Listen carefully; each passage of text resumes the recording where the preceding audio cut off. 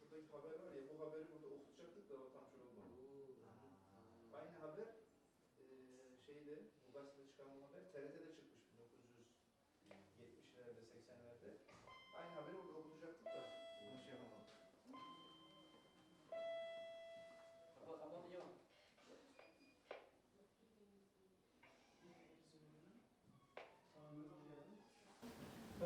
Tempat kubur dia dihancurkan, apa namanya, jenazah dia, jasad dia dipindahkan ke satu tempat yang tidak diketahui. Ya, ini ramai-ramai ini takkan waktu kuburnya dihancurkan tak ada orang alam ke apa? 3 bulan selepas kuburkan itu. Tahu lah. Jangan tahu. Rejim yang buat, askar yang buat. Memang Askar orang hancurkan. Bu odada da dünyanın 70'ten fazla diline çevrilen risalelerden bazı örnekler var. Sonra tevafuklu Kur'an-ı Kerimler var. Ondan sonra o dönemin zor şartlarını anlatan bazı temsili objeler var. İşte risaleler böyle evlerin duvarlarına saklanmış. Haksız yere zulmen hapislere atılmış, zindanlara düşmüşler, elleri kelepçelenmiş. Onları gösteriyoruz. Sonra burada memlekette şapkadan dolayı idam edilen insanların hususunda İskilli Atıf Efendi'nin Frenk Muhalifli ve Şapka kitabını gösteriyoruz. Onu anlatıyoruz. Sonra o dönem Risale-i Nurlar bu şekilde gazete ve mecmualarda da yayınlanmış. Ve 1958, 60, 70'li yıllara ait o döneme ait gazeteler var. Onları gösteriyoruz bu odada. Erzurum'da polisler nur ayini yapan 13 kişiyi gözaltına aldı. Erzurum'da bir evde nur ayini yaparken yakalanan 69 kişiden 12'si ise tutuklandı. Trabzon Emniyet Müdürlüğü'nden yapılan açıklamaya göre polisler dün gece Kinciler Mahallesi'ndeki bir apartman katına baskın yaptılar. Bu sırada nur ayini yapan 13 nurcuyla çok sayıda nur risalesi ve belgeleri nur öğretiminde kullanılan bir teyp ele getirildi. Haftanın belirli günlerinde nur ayini yaptıkları tespit edilen nurculardan biri yüksek mühendis, biri ilkokul öğretmeni, 12'si memur, ötekiler de bakkal, işçi ve mobilyacı. Polis tarafından gözaltına alınan nurcular şunlar: Fehmi Karpuz, Ramazan Erdin, Atilla Özterzi, Halil Cevdet Tekin, İhsan Karpuz, Ali Dinçer, Mustafa Dinçer, Hüseyin Özer, Kahraman Kerim, Nuri Şen, Yılmaz Er, Mustafa Karoz ve Bahattin Gürsoy. Trabzon Emniyet Müdürü Kemal Serhatlı, dün gece Kavak ve Kemalkaya mahallelerinde 11 ayrı apartman katına daha polisin baskın yaptığını ve nur öğretimine katıldıkları iddiasıyla Bediüzzaman Hazretleri'nin kendi el yazısıyla tasihler yaptığı Divan-ı Harbi Örfi isimli eseri. Bunda Nursi, Kürdi, Vilayet-i Şarkiye, Kürdistan gibi tabirler bizzat Bediüzzaman'ın eliyle tasih edilmiş.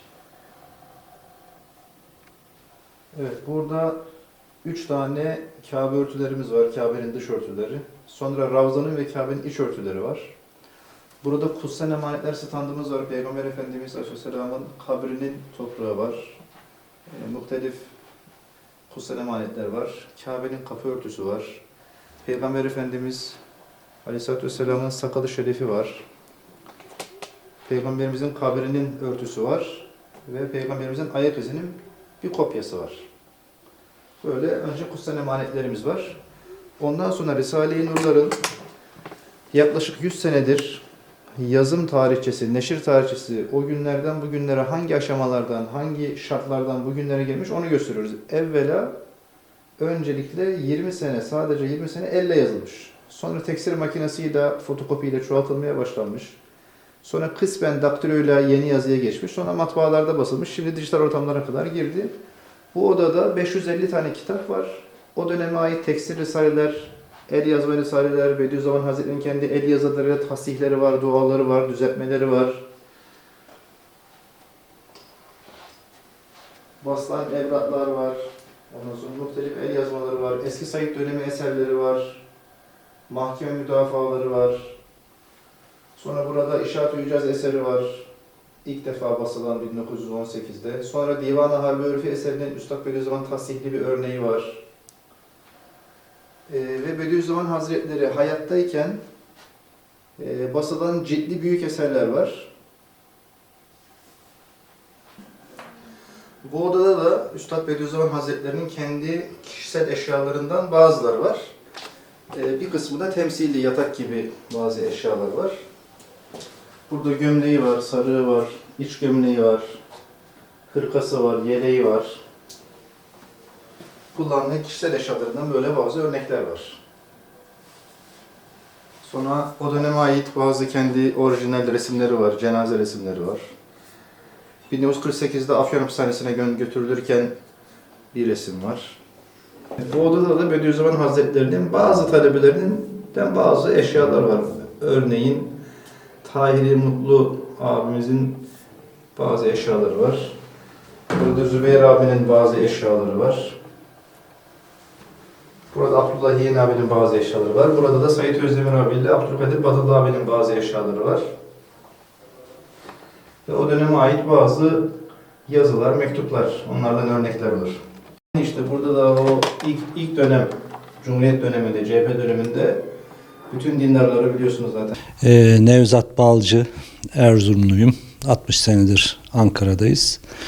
Burada da Hacı Bayram'da Nur Konağı ismini verdiğimiz Bediüzzaman ve Risale-i Nur'ların geçmişiyle, ondan sonra tarihteki seyriyle ilgili görsel metaları yer aldığı bir Risale-i Nur Müzesi namında kültür faaliyeti veriyoruz. Müze 2 sene oldu. Böyle bir 40 senelik bir birikimin mahsulü olarak Risale-i Nur'ların ilk yazılışlarından, el yazmalarından, ondan sonra teksir makinasıyla çoğaltılıp basılanlardan, matbaada basılan ilk eserlerden ta günümüz Diyanet İşleri Başkanlığı'nın bastığı yayınlara kadar süren bir yayın sürecini, serancamını anlatıyoruz.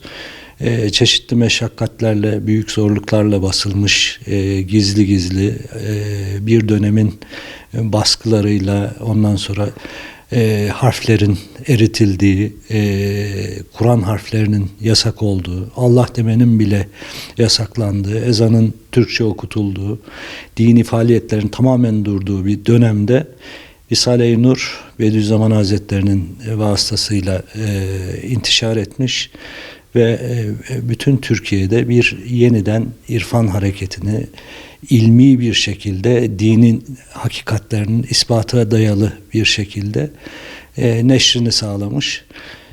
Bu süreci zamanımızın gençlerine de hatırlatmak, belki de unutturmamak için böyle bir şeyi uygun gördük. Çünkü şu anda risalelere ulaşmak, 70 dilde tercümesi olan risalelere ulaşmak bir telefona yakınlık kadar kolay.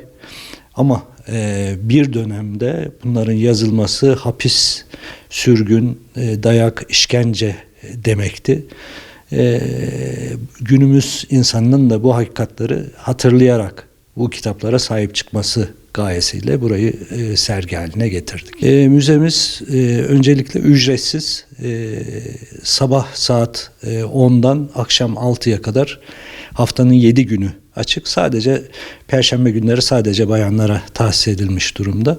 Onun dışında herkes gelebilir. Bayanlar da tek başına olmamak kaydıyla, grup olarak veya en az 2 kişi olmak kaydıyla gezme serbest, aileyle gelinebilir. Çocuklar, okullar geliyorlar. Bir kültür geçmişimizle ilgili bir kaynağı ziyaret etmiş olabilirler. Şimdi müzemizin bir tanıtım reklamı yok.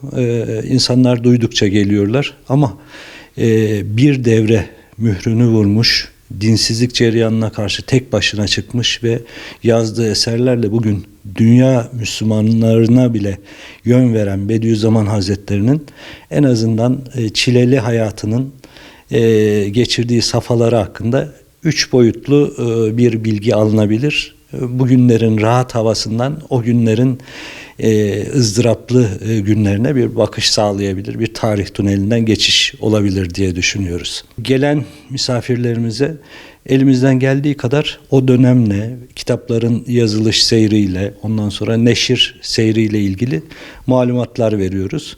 Ayrıca Risale-i Nur'un tanıtımına da az da olsa gayret ediyoruz. Çünkü gezenler içerisinde Risale-i Nur'u hiç tanımamış olanlar veya tanıyıp bir dönem alakadar olup daha sonra ara vermiş olan birçok kimse var.